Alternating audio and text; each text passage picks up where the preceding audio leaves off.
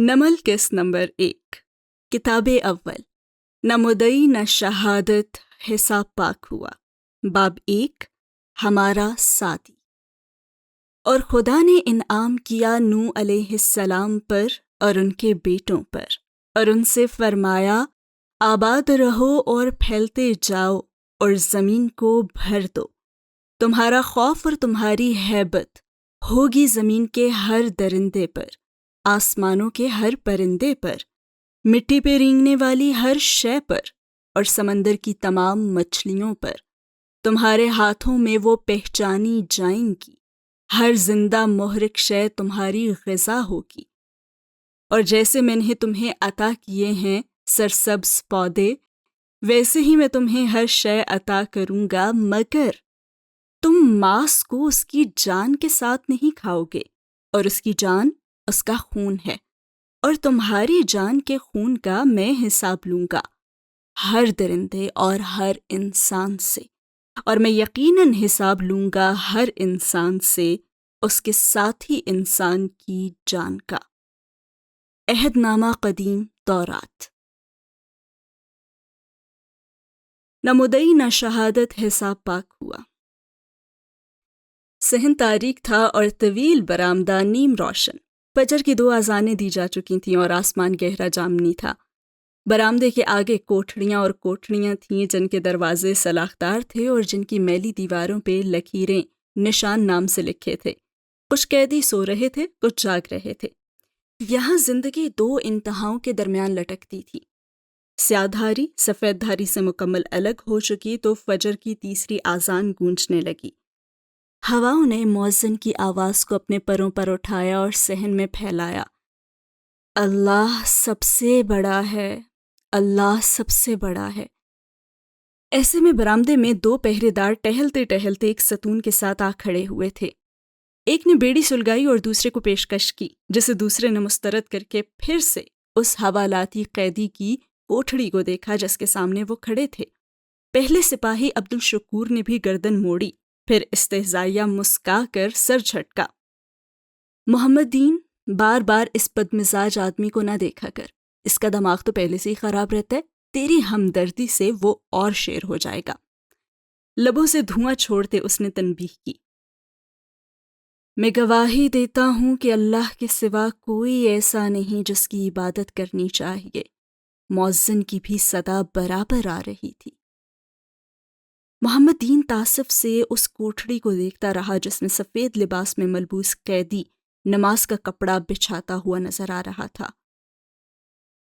محمد دین نے مایوس آواز میں پوچھا، کیا یوں نماز پڑھنے سے اللہ معاف کر دیتا ہے؟ قیدی اب آستینیں کلائیوں تک برابر کر رہا تھا جو اس نے وضو کے لیے اوپر چڑھائی تھی۔ اس کی پشت ان دونوں کی جانب تھی۔ عبدالشکور نے جواب دیا، قتل تو کبھی معاف نہیں ہوتا، اور جو اس کی طرح اپنی بیوی اور سگے بھائی کو قتل کر دے وہ تو کبھی بھی معاف نہیں ہوگا۔ بیڑی کا بڑا سانس اندر کھینچتے ہوئے عبدالشکور نے فتویٰ دیا۔ ادھر سے اذان کی آواز آ رہی تھی، میں گواہی دیتا ہوں کہ محمد صلی اللہ علیہ وسلم اللہ کے رسول ہیں۔ میں گواہی دیتا ہوں کہ محمد صلی اللہ علیہ وسلم اللہ کے رسول ہیں۔ محمد دین ستون سے ٹیک لگائے ترہم سے اسے دیکھ رہا تھا اور کہنے لگا، اگر اس کی بیوی اور اس کے بھائی کے تعلقات تھے، اس نے غیرت میں قتل کیا تھا، یہی سننے میں آیا ہے، تبھی تو 4 سال سے یہ جیل میں ہے۔ اور پھر آذان کی آواز گونجی، نماز کی طرف آؤ، نماز کی طرف آؤ۔ قیدی اب کپڑے کے سرے پہ کھڑا تکبیرات پڑھتا رفع یدین کر رہا تھا۔ برآمدے کی مدھم روشنی میں اس کا نیم رخ واضح تھا، سفید شلوار، سفید کرتا، بالکل کفن جیسا۔ اب گردن جھکی تھی، ہاتھ سینے پہ تھے، قدرے لمبے بال 2 انچ کی پونی میں بندھے تھے۔ اس کا عمومی تاثر صاف ستھرے، اونچے مضبوط جسم اور خوبصورت نقوش والے مرد کا پڑتا تھا۔ فلاح کی طرف آؤ، فلاح کی طرف آؤ۔ آسان ہواؤں میں ترنم کھولتی سنائی دے رہی تھی۔ تو بیوی کو طلاق دے دیتا نا، بھائی سے تعلق توڑ لیتا، قتل کرنا ضروری تھا کیا؟ اور لوگ نماز توبہ ووبہ کے لیے نہیں پڑھتے، ان کو رہائی چاہیے ہوتی ہے، تلخی سے کہہ کر اس نے ایک اور کش کھینچا۔ مگر ایک بات ماننے کی ہے، اس کے غصے کے علاوہ یہ بندہ برا نہیں تھا. تجھے پتہ ہے اس کا انٹیلیجنس میں اونچا عہدہ تھا، اچھا خوبصورت جوان تھا، مگر بیوی ایسی نکلی کہ چخ چخ زندگی برباد ہو گئی فارس غازی. اندر فارس غازی اب رکوع میں جھک رہا تھا. نماز نیند سے بہتر ہے، نماز نیند سے بہتر ہے. فضا میں تیرتی آواز ملائمت سے ستونوں سے ٹکرا رہی تھی. ہاں تو اپنا کیا سامنے آتا ہے، اب یہ بچے گا تھوڑی. لاپرواہی استہزاء سے سر جھٹک کر عبدالشکور جانے کو پلٹا. تبھی محمد دین کسی سحر کے زیر اثر بولا، مگر وہ کہہ رہا تھا یہ رہا ہو جائے گا. اور عبدالشکور نے حیرت سے رک کر اپنے ساتھی کو دیکھا. یہ فارس غازی رہا ہو جائے گا؟ یہ کس نے کہا؟ ارے وہی وہ لمبا خوبصورت گھنگریالے بالوں والا لڑکا جو اس سے ملنے ہر ہفتے آتا ہے. محمد دین کی نگاہیں ہنوز اس پہ مرکوز تھیں. فارس غازی اب سجدے میں سر رکھے ہوئے تھا. وہ اس کا بھانجا، کیا نام ہے اس کا، اور اس کے لگنے سے ہوتے ہی کیا ہے؟ اس کی بات ہمیشہ سچ ہو جاتی ہے. پہلے اس نے کہا تھا ہفتہ وار پیشی ہوا کرے گی، اور ایسے ہی ہوا. پھر اس روز وہ کہہ کر گیا کہ اس ہفتے یہ رہا ہو جائے گا. نہ تو اس کا بھانجا یہ سب تجھے کیوں بتا رہا ہے؟ عبدالشکور بیڑی لبوں سے ہٹائے مشکوک نظروں سے محمد دین کو دیکھ رہا تھا. ابے مجھے کہاں، اسی کو بتا رہا تھا، میں نے تو بس یوں ہی سن لیا. اللہ سب سے بڑا ہے، اللہ سب سے بڑا ہے. آذان اب دھیمی پڑ رہی تھی.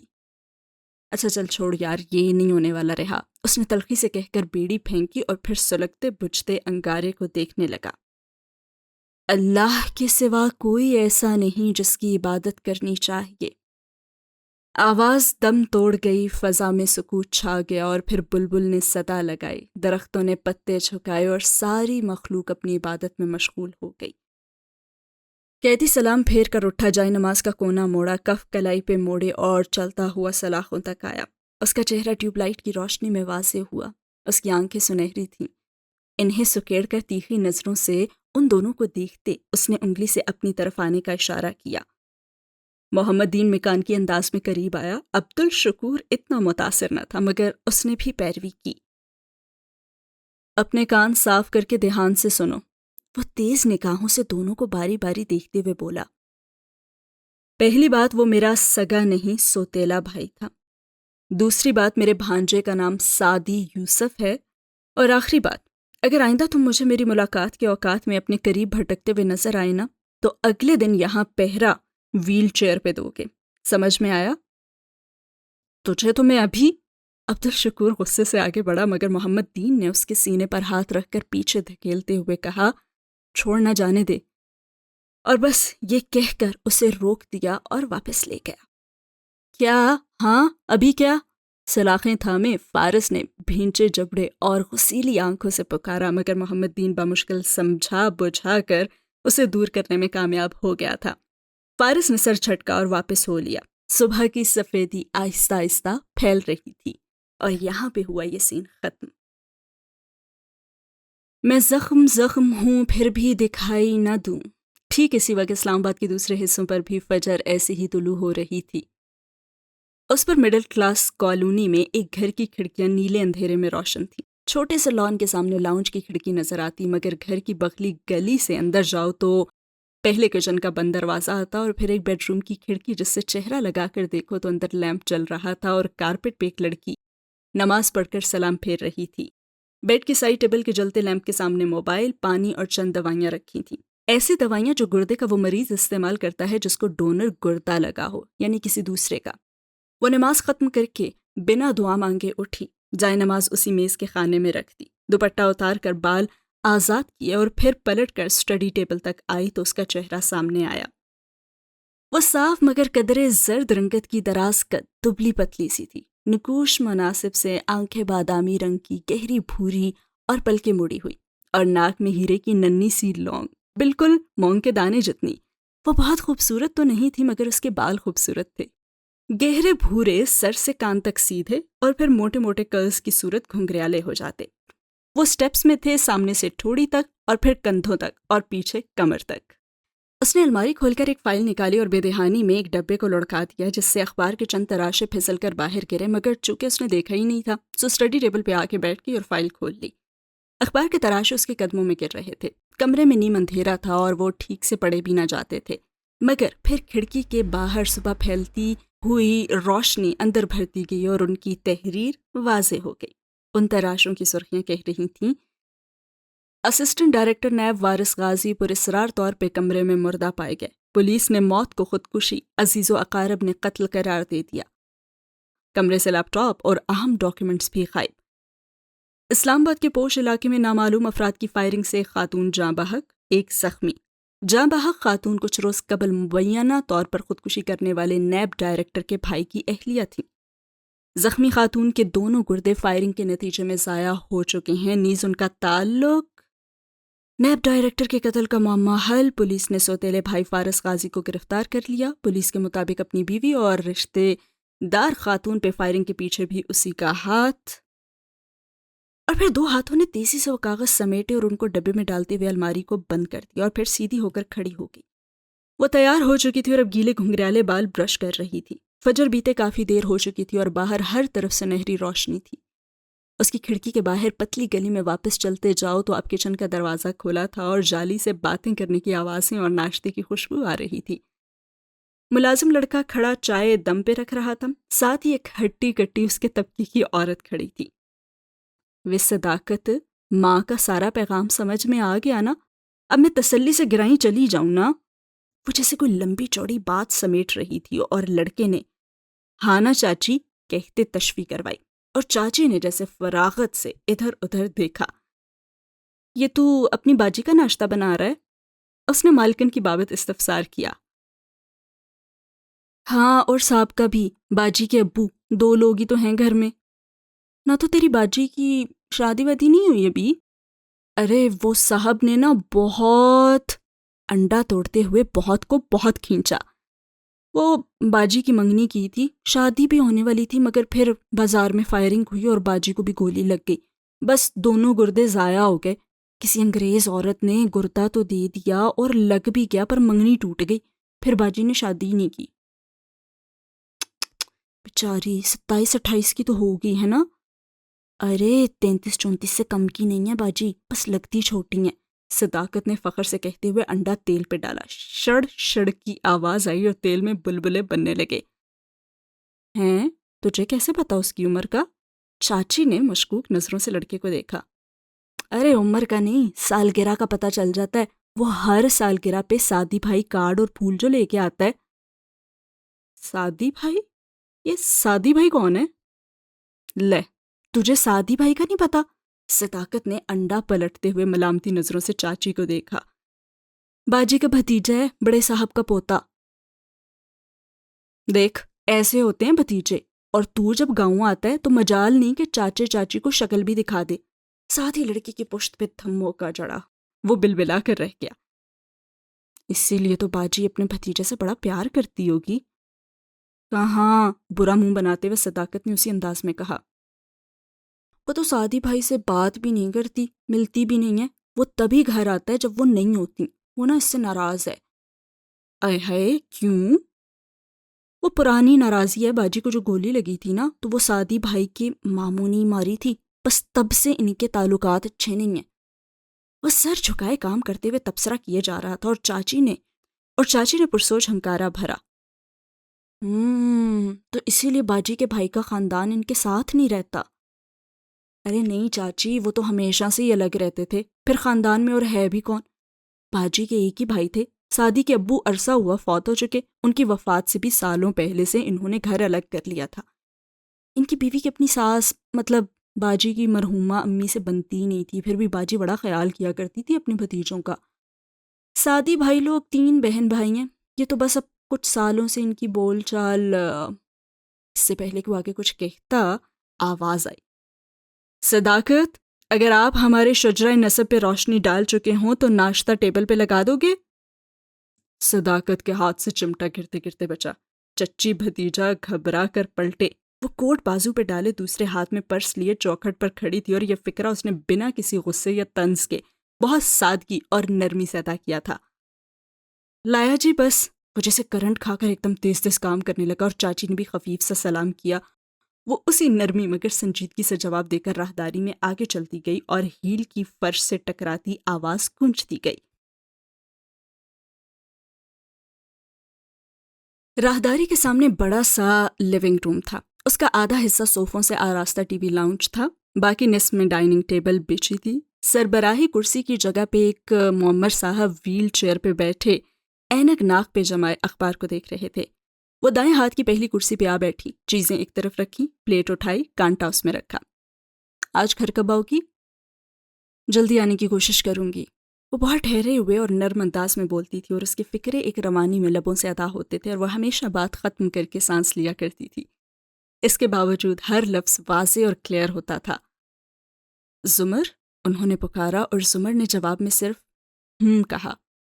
کل کی تاریخ یاد ہے؟ کیا تھا؟ کوئی کرکٹ میچ تھا؟ زمر نے اسی اطمینان سے پوچھتے ہوئے نیپکن گود میں بچھایا. سادی کی سالگرہ تھی، وہ 25 سال کا ہو گیا اور اس کے ہاتھوں کی حرکت سست ہوئی، بھوری آنکھوں میں سایہ سا لہرایا. وہ ایک دم چہرہ موڑ کر صداقت کی طرف متوجہ ہو گئی جو لوازمات میز پہ رکھ رہا تھا اور زمر سے نظریں بھی نہیں ملا پا رہا تھا. بڑے ابا بھی اخبار کو ہی دیکھ رہے تھے.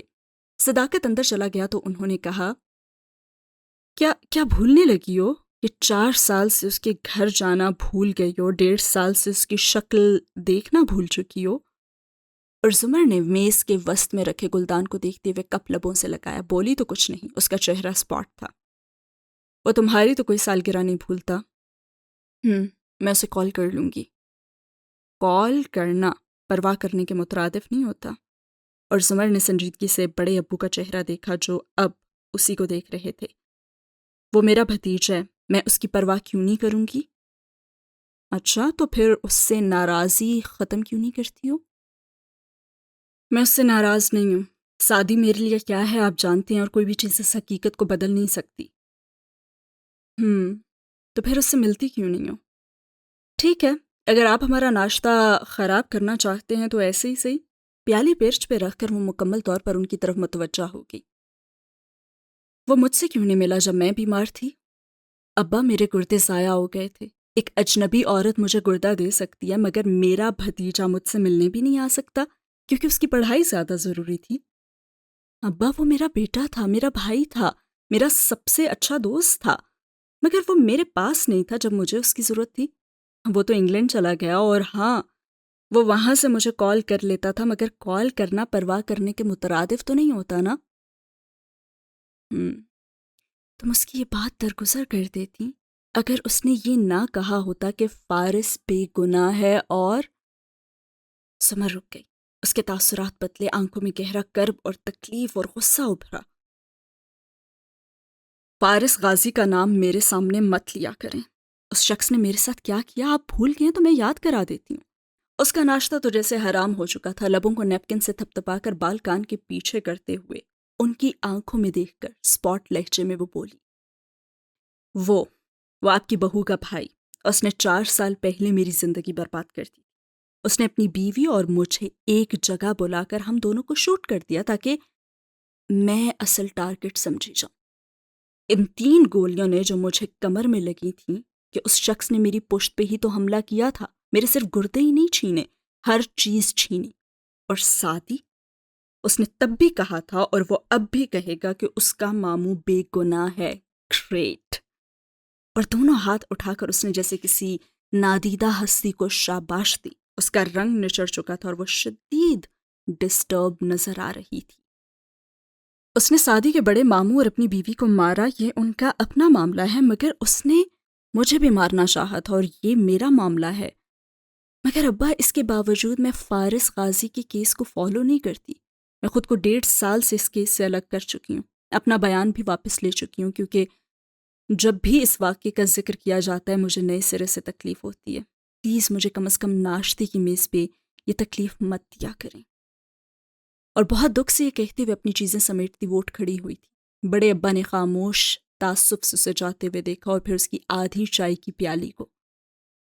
ہر سادھی سے شروع ہو کر فارس پہ ختم ہونے والی گفتگو کے نتیجے میں چائے، ناشتے اور کھانے یوں ہی ادھورے رہ جاتے تھے. اور ساتھ ہی ہوتا ہے یہ سین ختم۔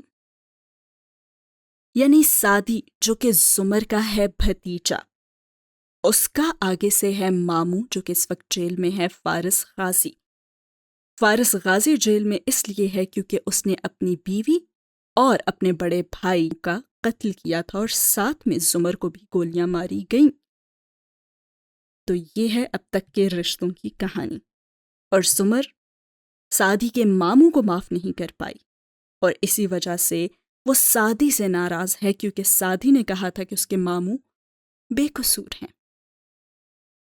تب سے 33-34 سال کی زمر اپنے بھتیجے جس سے وہ بہت پیار کرتی تھی اس نے ملنا بات کرنا چھوڑ دیا۔ فجر کو قضائے ہوئے کئی ساعتیں بیت چکی تھیں اور سورج ابھی تک ٹھنڈا تھا۔ شہر کے مضافات میں ایک پوش علاقے میں زندگی اتنی صبح بھی یوں بیدار اور چاق و چوبند تھی جیسے کبھی سوئی ہی نہ ہو۔ وہ ایک بلند اور عالی شان محل نما گھر تھا۔ باہر سیکیورٹی چیک پوائنٹس، مسلح گارڈز، کرنٹ سے لبریز تاریں تھیں۔ اندر عمارت سبزہ زار کے درمیان میں کھڑی تھی اور آگے پیچھے اونچی نیچی پہاڑیوں کی مانند لان کہیں نشیب میں جاتا اور کہیں اوپر اٹھ جاتا۔ لان میں باوردی ملازم چوکسی سے کام نپٹا رہے تھے، کسی بڑے ایونٹ سے پہلے ہونے والی پلاننگ۔ ایک سنہرے باب کٹ والی لڑکی جو دودھیا رنگت اور دلکش نقوش کی مالک تھی، ہاتھ سے مختلف جگہوں پہ اشارہ کرتی ایونٹ آرگنائزرز کو ہدایات دے رہی تھی، جسے آرگنائزر مستعدی سے سر ہلاتا ہوا ڈائری پہ نوٹ کر رہا تھا۔ دور سے ایک فلپینو ملازمہ جو خوش شکل اور بااعتماد تھی اور سفید بلاؤز، سکرٹ اور ٹائٹس میں ملبوس تھی، چلتی ہوئی آئی اور اس لڑکی کے سامنے مسکرا کر سر کو خم دے کر پوچھا، کیا آپ کو کسی چیز کی ضرورت ہے مس شہرین؟ شہرین آرگنائزر کو بتا رہی تھی کہ اسے پھول کیسے اور کدھر چاہیے۔ اس نے رک کر بیزار نظر اس پہ ڈالی۔ صرف اتنا فیونا کہ تم ہر 2 منٹ بعد آ کر مجھ سے یہ سوال مت پوچھو، اور ناک سے کوڑ کر مڑ گئی۔ فیونا کی مسکراہٹ پھر بھی برقرار رہی۔ سر کو خم دے کر وہ وہاں سے چلی آئی۔ یقیناً وہ عملے کی سپروائزر تھی، تبھی بہت ہی تمکنت سے تھوڑی دور ایجنسی کی طرف سے آئی فاضل میٹس کے ساتھ جا کر وہ کھڑی ہو گئی اور اس نے تحکم سے جائزہ لیا۔ سب ٹھیک چل رہا ہے نا؟ پرفیکٹ۔ ویسے ابھی پارٹی میں 1 ہفتہ ہے، ہم کچھ جلدی تیاری نہیں کر رہے؟ یہاں ہر کوئی وقت سے پہلے کام کرنے کا عادی ہے، اور یہ ہاشم کاردار کی بیٹی کی سالگرہ ہے، کوئی عام بات نہیں۔ فیونا نے قدرے فخر سے جتلایا اور ملازمہ نے مڑ کر بے اختیار شہرین کی سمت دیکھا۔ یہ ہاشم کاردار کی بیوی ہے نا؟ انہی کی بیٹی کی سالگرہ ہے؟ ہاں، مگر ان کی علیحدگی ہو چکی ہے، یہ یہاں نہیں رہتی، بس پارٹی کے لیے آئی ہیں۔ اچھا، تو پھر ادھر کون رہتا ہے؟ ملازمہ کو دلچسپی ہوئی تو اس طرف اشارہ کرتے ہوئے جہاں لان ڈھلوان میں جا کر ختم ہونا تھا پوچھا۔ وہاں ایک چھوٹی سی عام سی عمارت تھی جیسے انیکسی ہو۔ وہ تو فارس غازی کا پورشن ہے، فیونا نے برا سا منہ بنایا۔ اچھا، وہ کون ہے؟ ہاشم صاحب کی پھپھو کا بیٹا ہے، مگر وہ گھر مقفل ہوتا ہے کیونکہ فارس جیل میں ہے۔ پھر دھیمی آواز کی، اس نے اپنے سوتیلے بھائی مطلب اپنے باپ کی پہلی بیوی کے بیٹے کو قتل کر دیا تھا اور اپنی بیوی کو بھی۔ اوہ، ملازمہ کی آنکھیں تو حیرت و تجسس سے پھیلی گئیں۔ تو اس کے مقتول بھائی کا خاندان یہاں نہیں رہتا؟ بتایا تو ہے وہ اس کے باپ کا بیٹا تھا، ہاشم صاحب اس کی ماں کی طرف سے کزن ہوئے، تو ان سوتیلے رشتہ داروں کا یہاں سے کیا تعلق ہوا بھلا؟ گوسپ کا لطف ختم ہوا تو وہ منہ بنا کر اندر مڑ گئی۔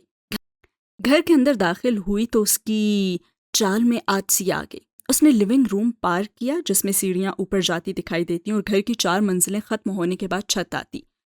یوں لیونگ روم بہت ہی عالی شان تاثر ڈالتا۔ پھر وہ ڈائننگ روم میں آئی اور سربراہی کرسی ادب سے کھینچی۔ یہاں سے لیونگ روم نظر آتا تھا اور اسے اپنی مالکن بھی آتی ہوئی نظر آ رہی تھی۔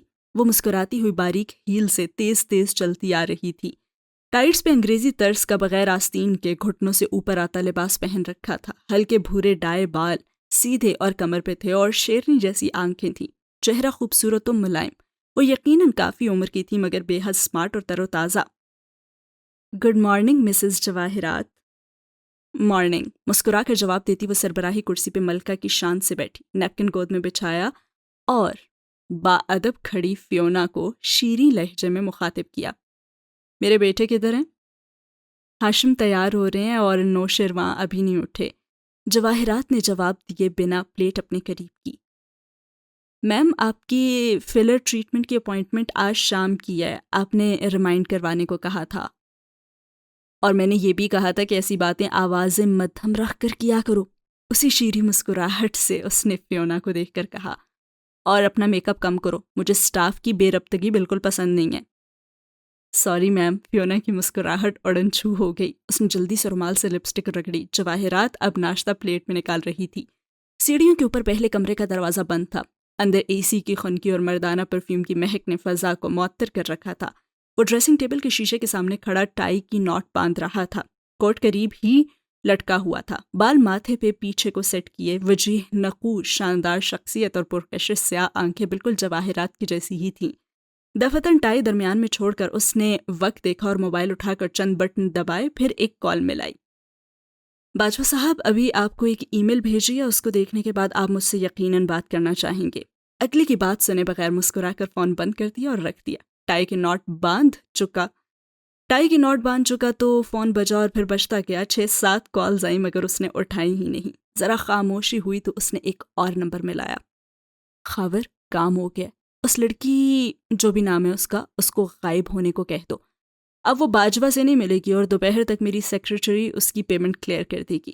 کال کاٹی ہی تھی کہ پھر سے باجوہ صاحب کی کال آنے لگی اور اس نے مسکرا کر یس کیا اور آئینے میں دیکھتے ہوئے خود پہ پرفیوم چھڑکتے ہوئے بولا، کیسا لگا میرا تحفہ؟ اگر تم نہیں چاہتے کہ میں اس پہ تمہاری بیٹیوں کی رائے لوں تو آج بورڈ کے اجلاس میں تم میری قرارداد کے حق میں ووٹ دو گے، ورنہ میں کتنا بے رحم ہوں تم جانتے ہی ہو۔ دوسرے کا غصہ، احتجاج، درخواست کچھ بھی سنے بغیر اس نے فون رکھ دیا۔ خود پہ 2-3 سپرے مزید کیے، کوٹ پہنا اور باہر نکلا۔ راہداری میں موجود باوردی ملازم نے فوراً اندر جا کر اس کا بریف کیس اٹھا لیا۔ وہ سیڑھیاں اتر کر نیچے آیا تو جواہرات جوس کھونٹ پیتی اسے ہی دیکھ رہی تھی۔ اس نے قریب آ کر اس کا ماتھا چوما، پھر دائیں ہاتھ کی کرسی کھینچتے ہوئے وہ بیٹھ گیا۔ میرا خیال تھا مسز کاردار اب تک آفس تو جا چکی ہوں گی۔ ساتھ ہی ہاشم نے ایبرو سے فیونا کو جانے کا اشارہ کیا اور پھر وہ فوراً غائب ہو گئی۔ تمہاری ایکس وائف صبح سویرے آ گئی تو میں کیسے جاتی؟ شیریں کیوں آئی ہے؟ ہاشم نے تو اس پہ سپریڈ لگاتے ہوئے غیر دلچسپی سے پوچھا، اور جواہرات نے نزاکت سے شانے اچکائے۔ سونیا کی سالگرہ ہم نے اسے اس کے گھر میں نہیں نہ کرنے دی، تو وہ ہفتہ پہلے سے تیاری شروع کر کے ہمارے سے انتقام لے رہی ہے۔ سونیا کو ساتھ لائیے، جواہرات نے نفی میں گردن ہلائی۔ اینی ویز، باجوہ کا ووٹ میرے پاس ہے، یوں آج عبدالصمد کو ہم ووٹ آؤٹ کر دیں گے۔ اور جواہرات کھلے دل سے مسکرائی۔ ارے یہ تم نے کیسے کیا؟ اور ہاشم مسکراتے ہوئے شانے اچکا کر بولا، ہاشم سب سنبھال سکتا ہے۔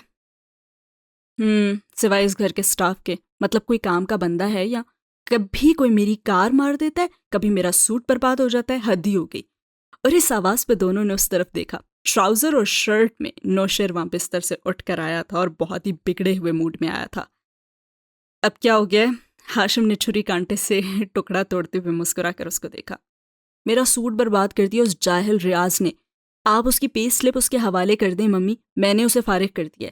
سیب اٹھا کر اسے دانت میں گاڑتے ہوئے خفا خفا سا بولا۔ وہ 24-25 سال کا خوش شکل نوجوان تھا، ہاشم جتنا نہیں مگر اچھا تھا۔ فرینچ کٹ اور بالوں کی الجھی بکھری سپائکس، آنکھوں میں بیزاری اور لاپرواہی۔ جواہرات نے تو ناپسندیدگی سے اس کی بات سنی۔ تم کب بڑے ہوگے؟ جب ہاشم تمہاری عمر کا تھا نا تو وہ اتنا چھوٹا ہرگز نہیں تھا۔ ہاشم نے ماں کے ہاتھ پہ ہاتھ رکھا اور نرمی سے ٹوکا۔ ارے میں سمجھا دوں گا نا۔ اور پھر نوشیروان کی طرف متوجہ ہوئے۔ آج تمہیں آفس میں نظر آنا چاہیے۔ آؤں گا بھائی، مگر اپنے وقت پہ، اس نے اب مسکرا کر بے نیازی سے کہا، اور ہاشم نے بمشکل مسکراہٹ روکی۔ اسے نوشیروان پہ بہت ہی کم غصہ آتا تھا۔ صبح ہو چکی ہے شیرو، اب تم بالکل نہیں سو گے اور تیار ہو کر آفس آؤ گے۔ اوکے، وہ لاپرواہی سے کہہ کر سیب کھانے لگا، اور ہاشم کا فون پھر سے بجنے لگا۔ اس نے جوس کا گھونٹ بھرا اور موبائل کان سے لگایا۔ ہاشم کاردار، نسوانی آواز نے استفسار کیا۔ آگے بولو۔ اس کا لہجہ بے لچک اور سپاٹ ہو گیا۔ میں کامران حیات کے آفس سے بات کر رہی ہوں، پلیز لائن پہ رہیے گا، کامران صاحب بات کریں گے۔ اپنے باس کو بولو کہ میں سیکریٹری سے بات نہیں کرتا، اسے مجھ سے کام ہو تو مجھے خود کال کیا کرے، بے نیازی سے کہہ کر اس نے موبائل بند کر دیا۔ جواہرات اور نوشیروان نے اپنی خفگی بھلا کر مسکراتی مگر فخریہ نگاہوں کا تبادلہ کیا۔ ہاشم کا موبائل پھر سے بار بار بجنے لگا تو شیرو کو کہنا ہی پڑا، ارے اٹھا لینا بھائی، بیچاری کی کال۔ ہاں شام کو اٹھاؤں گا، اسے پورا دن خوار ہونے دو، کام ہو تو ہاشم کاردار یاد آ جاتا ہے اسے۔ وہ ناشتہ ختم کر کے اب اٹھ رہا تھا، جواہرات نے گردن اٹھا کر اسے دیکھا۔ کورٹ جا رہے ہو؟ پہلے آفس پھر کورٹ، جنرل نوید کے بیٹے والا مسئلہ وقت پہ نہ گیا تو زمر سیٹلمنٹ سے انکار ہی نہ کر دے، اس مغرور عورت کو کوئی بھروسہ بھی تو نہیں ہے۔ زمر کو میرا سلام کہہ دینا، جواہرات نے دلچسپی سے کہا۔ شور۔ ہاتھ صاف کر کے اس نے موبائل اٹھایا ہی تھا کہ وہ پھر سے بجا اور ہاشم نے ہاں خابر بولو کہہ کر عجلت میں کال ریسیو کی تھی، مگر دوسری طرف جو کہا جا رہا تھا اسے سن کر وہ بالکل رک گیا، آنکھیں سکیڑ لیں اور آہستہ آہستہ واپس بیٹھ گیا۔ اچھا، خیر پچھلے 2 مہینے میں وہ کس کس سے ملے؟ اپنے وکیل کے علاوہ مجھے ایک ملاقات کی تفصیل دو، تمہارے پاس 10 منٹ ہیں۔ سرد لہجے میں یہ کہہ کر اس نے فون تو بند کر دیا اور وہ دونوں اس کا چہرہ دیکھ رہے تھے۔ اس نے صرف ایک لفظ کہا، پارس، اور جواہرات کے ہاتھ سے سیب کی قاش پھسلی، آنکھوں میں الجھن ابھری۔ پارس کا کیا ذکر ہے؟ اس کا کیس، آج اس کا فیصلہ متوقع ہے۔ وہ ڈسٹرب لگ رہا تھا اور جواہرات تو سانس لینا بھول گئی۔ اور تمہیں اب پتہ چل رہا ہے؟ ہاشم کی آنکھوں میں خفگی ابھری۔ میں اراضی کے مقدمات میں پھنسا تھا، اس طرف دھیان ہی نہیں گیا۔ مجھے عجیب لگ رہا ہے کہ اس کا فیصلہ اچانک سے آنے والا ہے۔ اور ڈائننگ ہال میں خاموشی چھا گئی۔ جواہرات کی مسکراہٹ تو اب غائب ہو چکی تھی اور وہ بالکل یک ٹک ہاشم کو دیکھ رہی تھی۔ ڈونٹ وری، وہ رہا نہیں ہوگا، ہاشم کو کہنا ہی پڑا۔ اس سے رہا ہونا بھی نہیں چاہیے اور تم اس بات کو یقینی بناؤ گے ہاشم۔ وہ بے حد مضطرب لگ رہی تھی۔ ارے میں سنبھالوں گا ممی۔ نوشروان نے سیب کھاتے ہوئے کہا کہ ہماری اس کزن کے رہا ہونے کا مطلب ہے کہ عدالت کے نزدیک وہ قاتل نہیں ہے، اور یقیناً پھر اگلا سوال یہی ہوگا کہ پھر قاتل ہے کون؟ اور دونوں نے بے اختیار اسے دیکھا۔ اس کا ہلتا ہوا منہ رک گیا۔ یوں ہی کہہ رہا تھا، اس نے کندھے اچکائے۔ یہ بات میں دوبارہ تمہارے منہ سے نہ سنوں شیرو۔ جواہرات نے بمشکل غصہ ضبط کیا اور پھر ہاشم کو دیکھا جیسے خود بھی وہی سوال پوچھ رہی ہو۔ اس کی شیرنی جیسی آنکھوں میں تپش تھی اور ہاشم نے ذرا سے کندھے اچکائے۔ فیصلہ اس کے خلاف ہی آئے گا، ڈونٹ وری، وہ باہر نہیں آئے گا، اور آ بھی جائے تو مجھے کوئی فرق نہیں پڑتا۔ اور تبھی اس کا فون بجا۔ میں نے فوراً کال وصول کی۔ ہاں خاور؟ اچھا۔ سنجیدہ اسپاٹ تاثرات کے ساتھ وہ سنتا رہا اور پھر فون رکھ دیا۔ سعدی یوسف، اس نے ہولے سے کہا۔ سعدی ہے اصل مسئلہ۔ اور نوشرواں کا چہرہ یوں ہو گیا جیسے اس نے زہریلا سیب نکل لیا ہو۔ اسی کے ساتھ یہ سین ہوتا ہے ختم۔ مت چھیڑو ہم اہل جنوں کو۔ زمر نے جب گاڑی سگنل سے تیزی سے گزاری تو بتی زرد تھی اور اس کے نکلتے ہی وہ سرخ ہو گئی۔ اس نے بے اختیار سائیڈ مرر میں دیکھا۔ ٹریفک سارجنٹ اس کو اشارہ کر رہا تھا۔ گہری سانس لے کر سر جھٹکتے اس نے کار سائیڈ پہ کی، انجن بند نہیں کیا، بٹن دبایا، شیشہ نیچے گرتا گیا۔ اس نے سن گلاسز اوپر کر کے گھنگریالے بالوں پہ لگائے اور سٹیئرنگ پہ دونوں ہاتھ رکھ کر منتظر سی نظر آنے لگی۔ بی بی آپ نے سگنل توڑا ہے۔ وہ کھڑکی تک آیا اور کھردرے لہجے میں بولا۔ سگنل تو میرے گزرنے کے بعد ریڈ ہوا تھا۔ اس نے گردن ذرا اٹھا کر بے نیازی سے جواب دیا۔ نہیں جی، آپ نے لال بتی کراس کی ہے، چالان بنتا ہے۔ وہ بک کے صفحے پلٹتے معمول کے مطابق کہہ رہا تھا۔ آپ اسے سنبھال کے رکھ لیں کیونکہ ہم دونوں کو پتہ ہے کہ میں نے سگنل نہیں توڑا۔ بتی زرد تھی تو آپ کو معلوم ہوگا کہ زرد کے بعد لال بتی ہوتی ہے، آپ کو نہیں گزرنا چاہیے تھا۔ وہ قلم کھول رہا تھا۔ پھر آپ کو بھی معلوم ہوگا کہ آپ کے سگنل کا ٹائمر ہی خراب پڑا ہے۔ اس نے سگنل کی جانب اشارہ کیا۔ تو مجھے کیسے پتا چلے گا کہ کتنے سیکنڈز بعد بتی سرخ ہونی ہے؟ بی بی آپ بحث کیوں کر رہی ہیں؟ چالان دیں اور جائیں، وہ اکتا کر بولا۔ اور زمر نے اس بات میں گردن ہلائی، چابی گھمائی اور کار بند کر دی اور پھر سر اٹھا کر اسے دیکھا۔ میں تو چالان نہیں دوں گی کیونکہ میری غلطی تو ہے ہی نہیں۔ اور آفیسر آپ مجھ سے اونچی آواز میں کافی بدتمیزی سے بات کر رہے ہیں، اس لیے میں کروں گی یہ کہ میں کار ادھر سائڈ پہ لگاؤں گی، پھر ڈسٹرکٹ بار فون کروں گی، آدھے گھنٹے میں یہاں بار کے نمائندے اور 2 مخالف میڈیا چینلز کے کیمرے ہوں گے، اور میں اسی جگہ پریس کانفرنس کر کے ان کو بتاؤں گی کہ کس طرح نااہل ٹریفک پولیس اپنے ٹائمر ٹھیک کروانے کے بجائے خواتین کو روک کر ان سے بدتمیزی کر رہی ہے۔ اور جب سارا میڈیا آئی جی ٹریفک کو لائن پہ لے کر ان کی کارکردگی پہ سوال اٹھائے گا تو وہ یقیناً سب سے پہلے اس آفیسر کا نام جاننا چاہیں گے جس نے ایک خاتون کو غلط روک کر نہ صرف اسے سماعت پہ وقت پہ پہنچنے سے بھی روکا، کیونکہ میں ڈسٹرکٹ پروسیکیوٹر زمر یوسف ہوں، اور میں اگر 5 منٹ بھی لیٹ ہوئی اور اس سے کیس پہ ذرا سا بھی اثر پڑا تو میں اس امر کو یقینی بناؤں گی کہ آپ اپنی زندگی کے اگلے 5 سال عدالت کے دھکے کھاتے ہوئے گزاریں گے۔ میں جن لوگوں سے روزانہ ڈیل کرتی ہوں نا، وہ قاتل، چور اور ریپسٹ ہوتے ہیں، اس لیے میری کار سے ہاتھ ہٹائیں، جا کر اپنی ڈیوٹی کریں اور مجھے میری ڈیوٹی کرنے دیں۔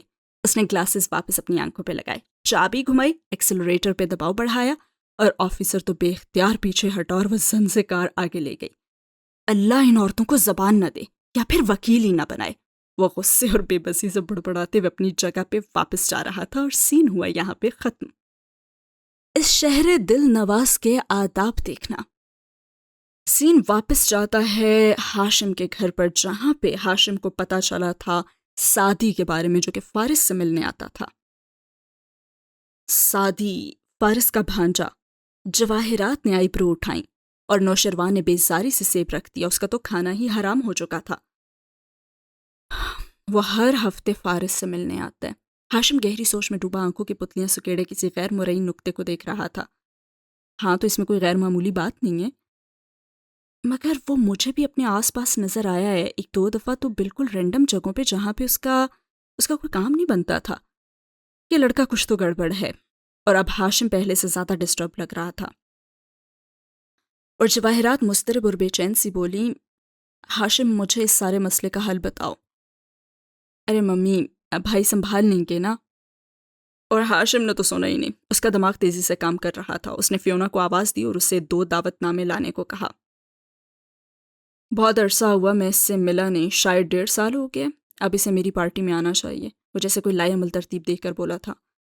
او پلیز، اگر وہ آئے گا تو میں پارٹی میں نہیں ہوں گا، میں اسے اپنے گھر میں نہیں برداشت کر سکتا۔ نوشروان کو تو موڈ ہی بگڑ چکا تھا۔ یونیورسٹی کے 5 سال میں نے اسے برداشت کیا ہے، اب اور نہیں۔ پھر یکا یک اس کے تاثرات بدلے، وہ کھڑا ہو گیا اور جواہرات نے لاؤنج کی سمت دیکھا۔ شیرین ادھر ہی آ رہی تھی اور نوشروان کا چہرہ ایک دم چمکنے لگا، اور جواہرات نے مسکرا کر گہری سرد نظروں سے باری باری دونوں کو دیکھا۔ ہاں، آپ کب آئیں؟ مجھے تو پتہ ہی نہیں چلا۔ نوشروان کو اپنے رف حلیے پہ جیسے شرمندگی ہو رہی تھی۔ بدقسمتی سے شہری میری بیٹی کی ماں ہے، اور اس کی سالگرہ کی تیاری کے لیے یہ یقیناً ارلی مارننگ ہی آ گئی ہوگی۔ ہاشم مسکرا کر کہتے ہوئے اٹھا اور مڑ کر اسے دیکھا۔ وہ بیزاری سے نظر انداز کر کے جواب دیے بنا جواہرات کی طرف متوجہ ہوئی۔ میں نے سیٹنگ ارینجمنٹ فائنل کر دی ہے، آپ دیکھ لیجیے گا۔ پھر نوشروان کو دیکھ کر تکلفاً مسکرائی۔ ہاشم تب تک باہر نکل چکا تھا۔ لسٹ میں 2 نام اور بھی ایڈ کرنے ہیں، سعدی یوسف اور زمر یوسف۔ جواہرات نے اسی سرد مسکراہٹ کے ساتھ نشاندہی کی، اور شہرین ذرا چونکی۔ سعدی، وہ فارس کا بھانجا؟ آپ اسے جانتی ہیں؟ نوشروان کو برا لگا تھا اور وہ بھی تک کھڑا تھا۔ کچھ زیادہ نہیں، وہ سنبھل کر بے نیاز نظر آنے لگی۔ پھر جب جانے کے لیے پلٹی تو جواہرات نے آواز دی، کیا تم شام میں آؤ گی؟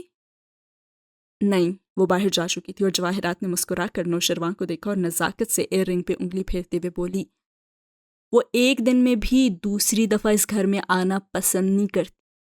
اور نوشروان چونکا، پھر خفیف سا سر جھٹکا اور کھڑا ہو گیا۔ یہ سعدی لوگوں کا ریسٹورانٹ وہی ہے نا؟ بات بدلنے کو اس نے پوچھا، یا پھر وہ واقعی اس نہج پہ سوچ رہا تھا؟ اور جواہرات نے شانے اچکا کر گلاس لبوں سے لگا لیا، اور سین ہوا یہاں پہ ختم۔ ہوا کی زد پہ بھی 2 ایک چراغ روشن ہیں۔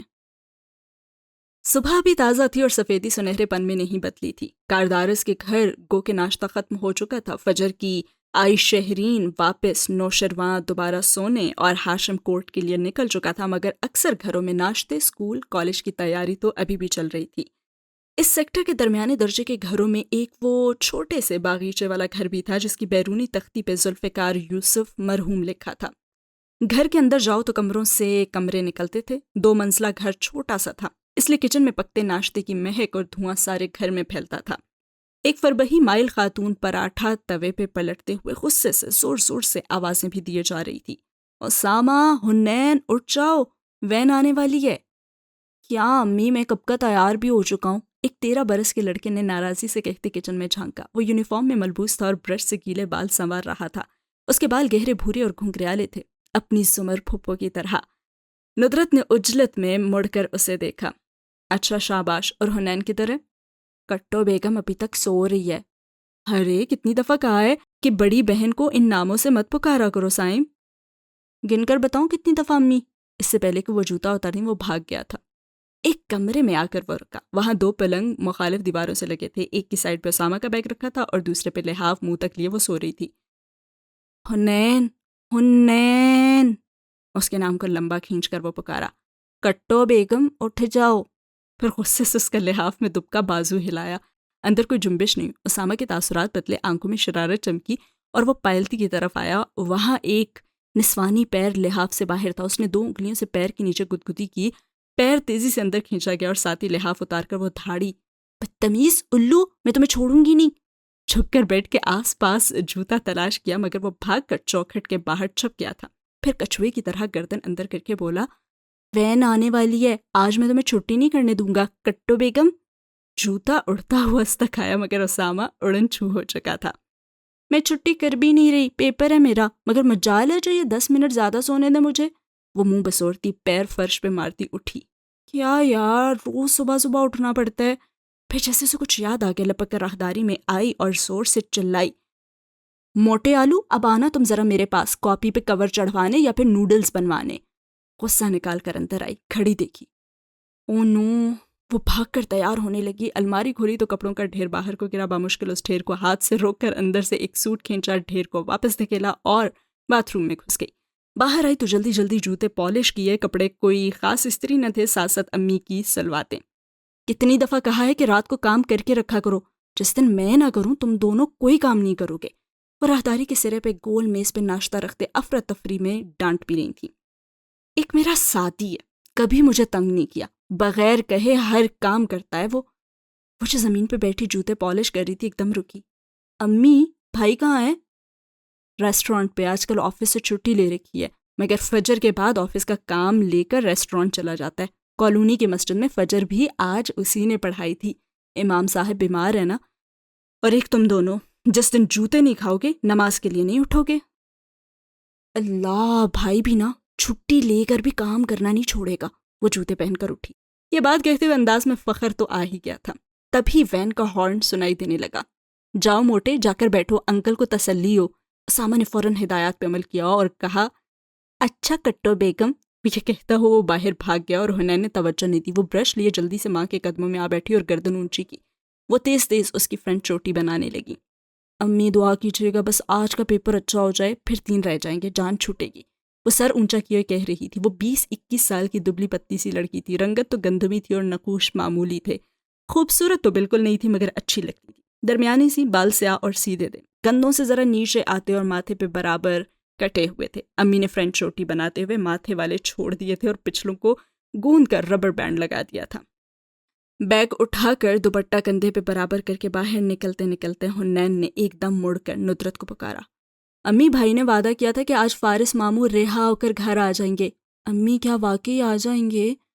اور اس کی آواز میں امید بھی تھی اور آس ٹوٹنے کا خوف بھی۔ تمہارے بھائی نے کب اپنا وعدہ پورا نہیں کیا؟ ندرت نم آنکھوں سے مسکرائی تو وہ بھی مسکرا دی۔ وین کا ہارن پھر بجا تو وہ بوکھلا کر باہر گئی۔ اسامہ اگلی سیٹ پہ انکل کے ساتھ بیٹھا تھا اور پچھلی نشستوں پہ لڑکیاں بیٹھی تھی۔ حنین کے بیٹھتے ہی وین چل پڑی۔ اس کی کلاس فیلو رافیہ نے ذرا سا منہ بنا کر کہا، حنین جلدی آیا کرو، اور اسامہ نے گردن موڑ کر اسے دیکھا۔ رافیہ باجی، جب آپ لوگ 31 اسٹریٹ میں رہتے تھے اور آپ کو ہم سے بعد میں انکل پک کرتے تھے تو ہم بھی آپ کا اسی طرح انتظار کرتے تھے نا؟ اور رافیہ ہونٹ سکیڑ کر خاموش رہی۔ حنین نے فاتحانہ نظروں سے دیکھا اور اپنا بیگ آگے اسامہ کی طرف بڑھایا جسے اس نے اپنے قدموں میں رکھ لیا۔ رافیہ اور سجل نے بھی اپنے اپنے بیگ اس نیت سے اٹھائے کہ ذرا زیادہ آرام سے بیٹھ سکیں۔ اس سے قبل کہ وہ اپنے بیگ آگے پاس کرتی، حنین نے بازو بڑھا کر اسامہ کی گردن کی نبض محسوس کی اور پھر لڑکیوں کو دیکھتے ہوئے ایکسائٹڈ سی بولی، ابھی سانس لے رہا ہے، ایسا کرو تم سب اپنے بیگز نہ دے دو تاکہ بچے کا سانس صحیح سے تو بند ہو۔ اور بیگز آگے بڑھاتے ہاتھ فوراً رک گئے۔ حنین کے چہرے کے تاثرات بدلے اور وہ تنبیہی نظروں سے ان سب کو دیکھ کر پیچھے ہو کر بیٹھ گئی۔ اسامہ نے گردن ذرا موڑ کر مسکراہٹ چھپاتے اسے دیکھا اور ایک آنکھ دبائی۔ حنین نے بھی بے ساختہ امٹ کر آتی ہوئی مسکراہٹ روک لی اور گھر کی مرغی اور باہر کی دال میں واضح فرق تھا، اور اسی کے ساتھ یہ سین ہوا ختم۔ اسلام آباد میں صبح کا دھتیا پن زرد ہو کر خستہ پڑ گیا اور سورج سوا نیزے پہ پہنچا تو سارے درخت پسینے میں نہا گئے۔ ایک کارنر میں ایک فروہی مائل سوٹڈ بوٹڈ صاحب کے ساتھ ایک سوٹ میں ملبوس نوجوان کھڑا تھا۔ وہ صاحب جیسے کسی کا انتظار کر رہے تھے اور دفتر نوجوان نے گھڑی دیکھتے ہوئے ان کو مخاطب کیا۔ کانفرنس شروع ہونے میں خاصا وقت ہے، ڈاکٹر عطا کیوں نہ ہم اندر چل کر بیٹھیں؟ بس تھوڑی دیر اور خضر۔ آپ کی واپسی کب ہے اسلام آباد کی؟ کانفرنس اٹینڈ کر کے نکل جاؤں گا شام کو، تم لوگ کب تک ہو؟ مگر پھر خضر کا جواب سنے بغیر ہی وہ جیسے دور کسی کو دیکھ کر شناسا سا مسکرائے تو خضر نے اسی جانب دیکھا۔ آپ ڈاکٹر سارا کا انتظار کر رہے تھے؟ آؤ تمہیں ملواتا ہوں۔ وہ اسے لیے انٹرنس تک چلے آئے جہاں سے وہ چلتی آ رہی تھی۔ وہ گوری گلابی نیلی سبز آنکھوں والی تھی، عمر 30 سے 35 کے درمیان مگر کافی دبلی پتلی، خوبصورت نہیں تھی، پیاری تھی۔ مسکراتی تو آنکھوں کے گرد لکیریں پڑتی۔ بال فرینچ ناٹ میں باندھ رکھے تھے، مجموعی طور پر اس کے چہرے پہ ایک سادہ اور پرخلوص سا تاثر تھا۔ وہ ان کو دیکھ کر شناسائی سے سر کو خم دیتی قریب آئی، ہاتھ میں فائل، فولڈر، بیگ، بہت کچھ اٹھا رکھا تھا۔ سوری ڈاکٹر عطا، مجھے دیر تو نہیں ہو گئی؟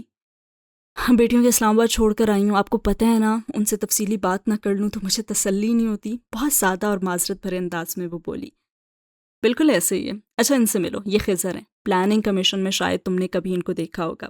اور خضر یہ ڈاکٹر سارا غازی ہیں، کیمیکل انجینئر ہیں، تھرکول پاور پروجیکٹ کی پروجیکٹ ڈائریکٹر، پروسیس ڈیزائن میں پی ایچ ڈی کرنے والی پہلی پاکستانی، اور آج کی انٹرنیشنل انرجی ایجنسی کے سیمینار میں ہمارے ملک کی نمائندگی کریں گی۔ مختصراً یہ کہ ایک راکٹ سائنٹسٹ ہیں۔ بات ختم کر کے انہوں نے فخر سے اس عہدے دار کے تاثرات دیکھے۔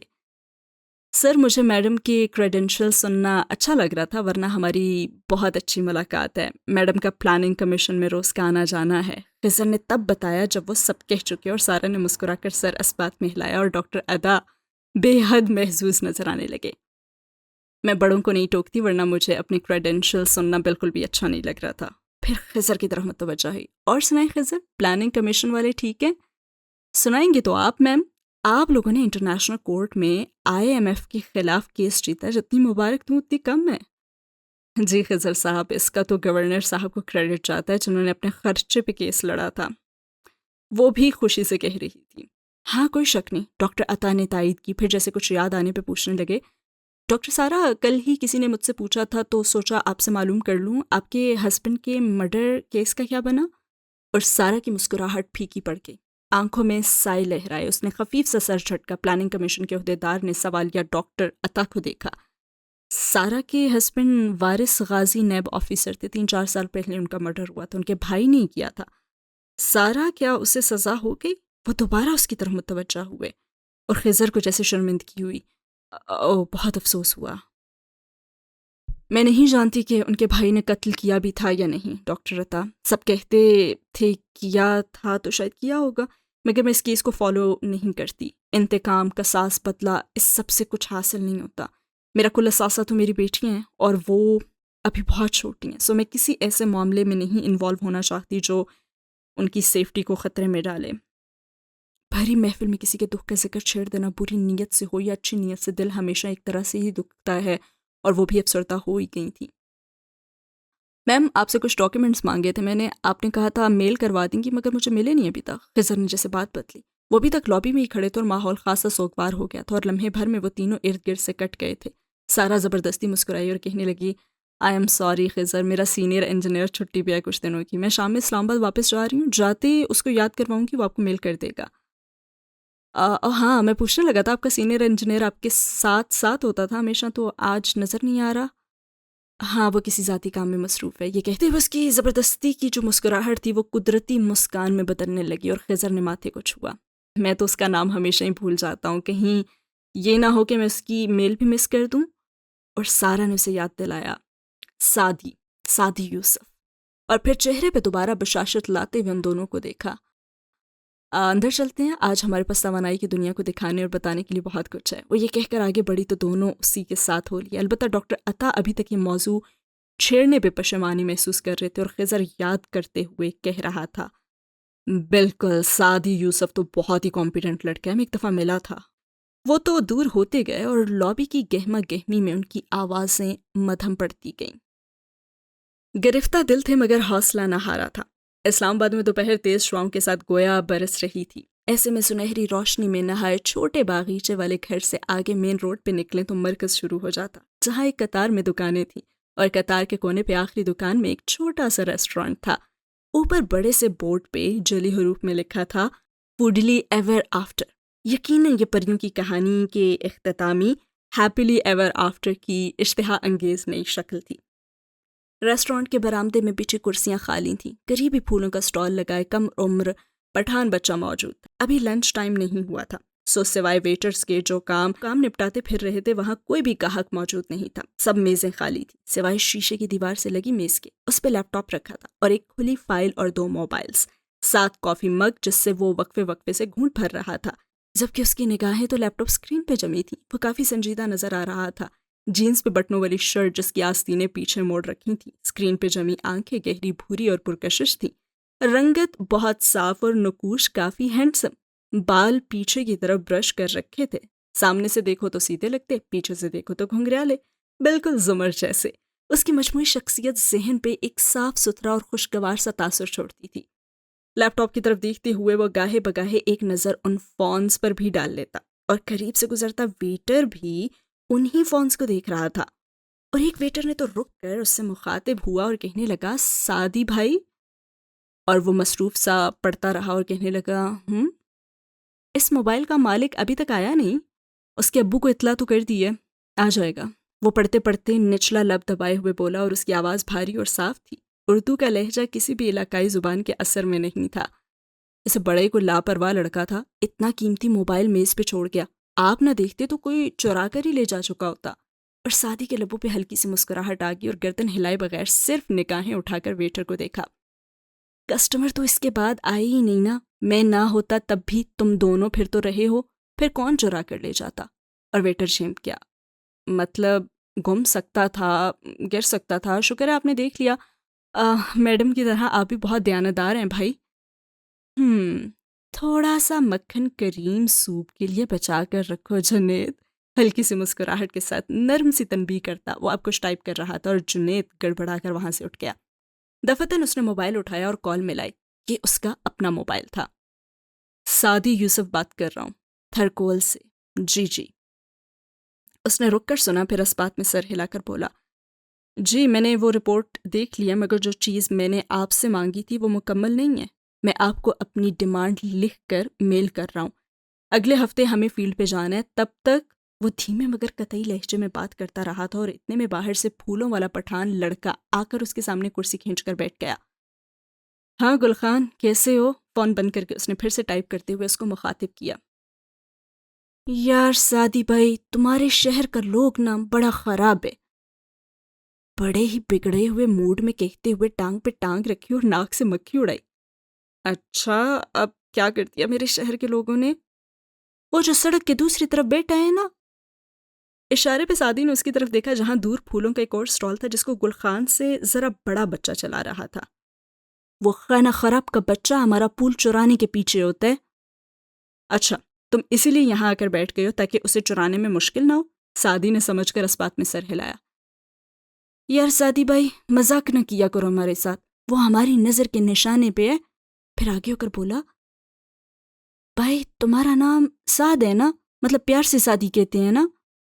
نہیں، مجھے غصے سے بھی سب سعدی کہتے ہیں، سعد نہیں ہے، یہ سعدی ہے، شیخ سعدی سے۔ وہ بچے کو دیکھے بغیر کام کرتے ہوئے کہہ رہا تھا۔ اچھا تمہارا ابو کیسا ہے؟ صبح نماز پہ نہیں تھا؟ بس اب بابا ہماری طرح تھوڑی ہیں کہ پہلی اذان پہ اٹھ جائیں، اس نے گردن اکڑا کر کہا۔ ہاں اور پھر مسجد میں آ کر سجدے میں سو جائے، دیکھ رہا تھا میں تمہیں آج۔ اور گل خان تو برا سا منہ بنا کر سیدھا ہوا۔ یار تمہارا ایک آنکھ پیچھے بھی لگا ہوا ہے، کبھی تو معاف کر دیا کرو، تم اتنا لمبا صورت پڑتا ہے ہمیں تو نیند آ جاتا ہے۔ پھر کچھ یاد آنے پہ تاثرات بدلے اور دلچسپی سے مزید آگے کو ہوا اور کہنے لگا، بھائی تم نے اتنا اچھا قرآن پڑھنا سیکھا کہاں سے ہے؟ میرے اسکول کے قاری، اور وہ بتاتے بتاتے رکا جیسے اسے کچھ یاد آ گیا اور سر اٹھا کر اس نے جنید کو پکارا۔ اسکول کا آرڈر تیار ہو گیا؟ ساتھ ہی وال کلاک کو دیکھا۔ کون سا آرڈر بھائی؟ جنید سفیان دونوں بھاگے آئے اور سعدی نے ان دونوں کو دیکھا. کیا مطلب؟ فہیم نے نہیں بتایا؟ کل میں ادھر تھا جب فون آیا تھا، پکنک کا آرڈر تھا، فہیم کو بتا کر تو گیا تھا میں. اور وہ کہتی ہی کھڑا ہوا تھا جیسے الارم سب بج رہا ہو کہیں. فہیم تو بیمار تھا، آج آیا ہی نہیں ہے، اس نے تو کوئی ذکر ہی نہیں کیا بھائی. یا اللہ، 2 گھنٹے تک ڈیلیوری کرنی ہے اور یہاں کام بھی نہیں شروع ہوا. وہ اٹھتے ہوئے چیزیں سمیٹنے لگا، اس کا ارادہ بھانپ کر دونوں بوکھلا گئے. بھائی آپ رہنے دیں، ہم کر لیں گے. ان کی کال میں نے اٹھائی تھی، آرڈر میں نے نوٹ کیا تھا. جب انہوں نے نام پوچھا تو میں نے سعدی یوسف بتایا تھا. میں نے ان کو زبان دیا کہ آج پہر تک آرڈر تیار ہوگا تو اب وہ میرے بھروسے آئیں گے، سو آرڈر بھی مجھے ہی پورا کرنا ہے. قطعیت سے کہتا وہ لیپ ٹاپ بند کر کے میز کے پیچھے سے نکلا اور گلخان نے اس کا کپ اٹھا کر کافی چکھی. سعدی کے خود کو دیکھنے پہ مسکرایا.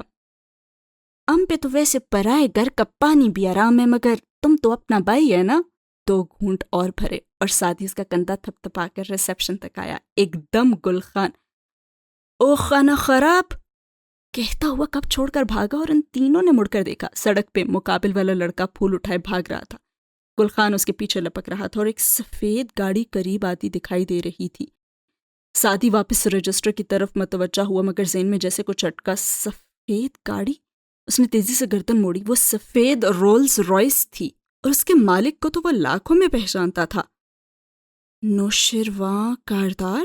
وہ بے اختیار گلاس ڈور کے قریب آ کر کھڑا ہو گیا. تو ٹھہر تو صحیح.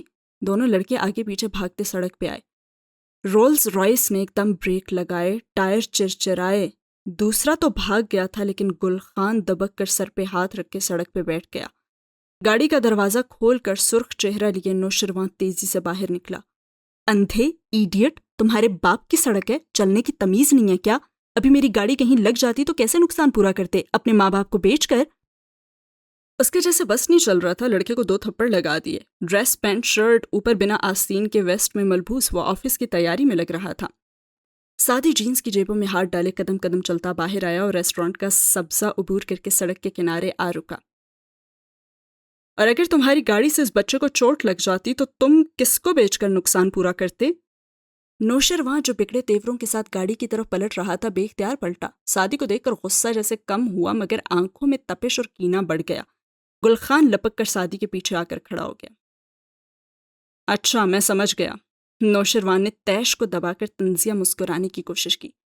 یہ شاید تمہارا مین بزنس ہے، ان آوارہ لڑکوں کو چوٹیں لگواؤ اور پھر گاڑیوں کے مالکان سے رقم وصول کرو. Good good. کیا یہ کرنے سے ریسٹورانٹ کا کرایہ پورا ہو جاتا ہے؟ سعدی آنکھیں سکیڑے ٹھنڈے تاثرات کے ساتھ اسے دیکھ رہا تھا. میرا اصل بزنس تم اچھی طرح جانتے ہو. اگر تمہارا موڈ خراب نہ ہو تو میں دہرا دوں کہ میں کس پروجیکٹ پہ کام کر رہا ہوں. نوشیروان کے چہرے پر پھر سے سرخی بڑھنے لگی. لب بھینچ کر بامشکل ضبط کیا. میرے پاس اتنا وقت نہیں ہے سعدی کہ میں تمہارے آفس کی رودات سن سکوں. میرے پاس میری ایک کمپنی ہے جہاں جانے کے لیے میں اس تمہارے اسسٹنٹ کی وجہ سے لیٹ ہو رہا ہوں. اس نے حقارت سے بچے کی طرف اشارہ کیا جو سعدی کے بازو کی اوٹ سے اسے دیکھ رہا تھا. اچھا تم آفس جا رہے ہو، ویری گڈ. لیکن میرا جغرافیہ اگر درست ہے تو میرا ریسٹورانٹ تمہارے گھر سے آفس کے راستے میں تو نہیں پڑتا. سو میری چھٹی حس مجھے یہ بتاتی ہے کہ یقیناً تمہارے ارد گرد آج کسی حوالے سے میرا ذکر تو ہوا ہوگا اور تم حسب معمول غصے میں بے قابو ہو کر مجھے چیک کرنے آئے ہو. سو اب تم دیکھ ہی چکے ہو کہ میں وہی سعدی ہوں. کندھے ذرا سے اچکا کر سعدی نے بہت آرام سے کہا. ویٹرز جنید، سفیان، گلخان کا باپ اور ایک راہگیر اب جمع ہوئے کھڑے تماشا دیکھ رہے تھے اور ضبط کی شدت سے نوشیروان کی آنکھیں سرخ ہونے لگیں. میں اچھی طرح جانتا ہوں تم کون ہو. ہاں اور میں بھی جانتا ہوں کہ میں کون ہوں. میں ایک یتیمی میں بڑا ہونے والا مڈل کلاس لڑکا ہوں. میری ماں یہ چھوٹا سا ریسٹورانٹ چلاتی ہے اور میرا گھر اس سے بھی چھوٹا ہے. میں انگلینڈ پڑھنے بھی اسکالرشپ پہ گیا تھا اور میں نے زندگی میں وہ دن بھی دیکھے ہیں جب پیسے نہ ہونے کے باعث ہمیں چٹنی سے روٹی کھانی پڑتی تھی. آج میں ایک کیمیکل انجینئر ہوں، ایک سائنسدان، اور آج بھی میری تنخواہ بہت زیادہ نہیں ہے. اپنے خاندان، اپنے گھر، اپنی مالی حیثیت، مجھے کسی بھی چیز کے بارے میں سچ سچ بتانے سے کوئی جھجک محسوس نہیں ہوتی. میں سعدی یوسف خان ہوں اور یہاں سب مجھے جانتے ہیں. کیا اب تم بھرے مجمع میں اپنا تعارف کروا سکتے ہو؟ اور نوشیروان کا غصہ ٹھنڈا اور آنکھوں کی تپش مزید بھڑک چکی تھی. وہ خاموش رہا تو سعدی نے 2 قدم پیچھے ہٹتے ہوئے کہا. اگر نہیں تو بہتر ہے کہ تم اپنی قیمتی کار کو ٹھیک سے ڈرائیو کرنا سیکھ لو، کیونکہ یہ پہلی دفعہ نہیں ہے جب تم غلط ڈرائیو کر رہے ہو، اور اگر تمہارا یہیں کھڑے رہنے کا ارادہ ہے تو پھر گاڑی آگے پیچھے کر لو تاکہ ہمارے کسٹمرز کو تکلیف نہ ہو۔ اسی طرح جیبوں میں ہاتھ ڈالے وہ واپس پلٹ گیا اور چھوٹے چھوٹے قدم اٹھاتا وہ اندر آیا تو باہر نوشرواں گاڑی میں بیٹھ کر اسے سٹارٹ کر رہا تھا۔ گل خان بھی اس کے ساتھ اندر آیا اور اب خاصی مضبوطی سے کھڑا تھا۔ نہ تو سعدی بھائی، کتنے کا ہوگا یہ اس کا ڈبہ گاڑی جس پہ یہ اتنا اکڑ رہا تھا؟ سعدی نے ہلکا سا مسکرا کر اسے دیکھا۔ زیادہ نہیں، بس 4.5 کروڑ روپے کی۔ اور گل خان کا منہ مارے شوق کے کھل گیا۔ سعدی آستی نے فولڈ کرتا ہوا کاؤنٹر تک آیا مگر اس کا فون بج اٹھا تھا۔ نمبر دیکھ کر اس نے تیزی سے کال لی۔ Advocate Khilji calling. جی خلجی بھائی، کیا بنا؟ سماعت ہو گئی؟ پوچھتے ہوئے اس کے چہرے پہ لمحے بھر کو ڈر اور امید کا ملا جلا تاثر ابھرا تھا۔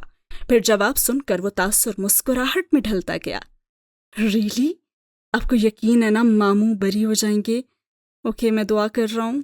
فون رکھ کر اس نے فوراً باہر دیکھا۔ نوشرواں کی کار جا چکی تھی اور اس کی دھول تک وہاں نہیں تھی، اور سعدی نے پرعزم مسکراہٹ کے ساتھ دور آسمان کو دیکھا۔ یہ خبر سن کر آپ کی شکل کیسی ہوگی میں دیکھنا چاہتا ہوں ہاشم بھائی۔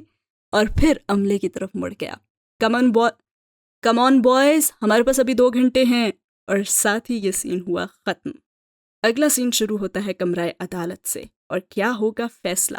کیا بچا پائے گا سعدی اپنے ماموں کو؟ یہ جانیں گے ہم اگلی ایپیسوڈ میں۔ اس ایپیسوڈ کو ختم کرنے سے پہلے یہ جو یہاں پہ ڈھیر سارے رشتے بتائے گئے ہیں، سعدی، اس کا ماموں، ہاشم فیملی، زمر، قتل، اور جیل میں جو ہیں فارس ماموں، ان سب کا آپس میں کیا تعلق ہے، کس کا کون کیا لگتا ہے؟ اگر کسی کو بہت اچھے سمجھ آئی ہے تو کامنٹ سیکشن میں اس کو ضرور لکھیے گا۔ جس کا کامنٹ سب سے بہتر ہوگا میں اس کو کر دوں گی پن، کیونکہ میں جانتی ہوں کہ اتنے سارے جو رشتے بتائے گئے ہیں تو شاید کنفیوژن ہو رہی ہوگی۔ جتنی مجھے سمجھ آئی ہے وہ میں شیئر کرتی چلتی ہوں۔ زمر جس لڑکی کا شروع میں بتایا گیا ہے، وہ جس پر گولیاں چلائی گئیں اور اب اس کے گردوں کا کچھ مسئلہ دکھایا گیا ہے، 33-34 سال کی خوبصورت لڑکی جس کی منگنی ٹوٹ چکی تھی، زمر، اس کا بھتیجا ہے سعدی یوسف۔ اور سعدی یوسف سے اس نے بات کرنا اس لیے چھوڑ دی کیونکہ اس کے ماموں فارس نے زمر پہ گولیاں چلائیں تھیں، اور اس کے ساتھ ساتھ اس فارس نے اپنی بیوی اور اس کا جس انسان کے ساتھ تعلق تھا اس شخص کو، دونوں کو قتل کر دیا تھا، اور اب اس قتل کیس میں وہ اس وقت جیل میں ہے۔ پھر ایک اور فیملی دکھائی گئی جو کہ سعدی یوسف کے کزنز ہیں، اور وہ ہیں ہاشم کی فیملی۔ اور ہاشم کی فیملی بھی نہیں چاہتی کہ سعدی یوسف کے ماموں جیل سے باہر نکلیں، کیونکہ اگر وہ جیل سے باہر آئیں گے تو اس کا مطلب ہے کہ وہ قاتل نہیں ہیں، تو پھر قاتل کون ہے؟ ساتھ ہی پیرلل میں ایک ڈاکٹر سارہ ہمیں دکھائی گئی ہیں جن کے ہسبینڈ کا قتل ہوا تھا، جو کہ فارس نے ہی کیا ہے، لیکن وہ اپنی بیٹیوں کے ساتھ اتنی اٹیچڈ ہیں کہ وہ ان کے لیے کسی بھی قسم کا مسئلہ نہیں چاہتی، اور انہوں نے اس قتل اور اس چیز کو فالو اپ کرنا چھوڑ دیا ہے۔ لیکن سعدی انہی کا اسسٹنٹ ہے، انہی کے ساتھ کام کرتا ہے۔ تو جس کو ان رشتوں کے بارے میں بہت اچھے سمجھ آئی ہے کامنٹ سیکشن میں ضرور بتائیے گا، اور کیا ہونے والا ہے فیصلہ وہ جانیں گے ہم اگلی ایپیسوڈ میں۔ کیسی لگی آج کی ایپیسوڈ ضرور بتائیے گا، اپنا فیڈ بیک کامنٹ سیکشن میں۔ ملتے ہیں اگلی ایپیسوڈ میں۔ اللہ حافظ۔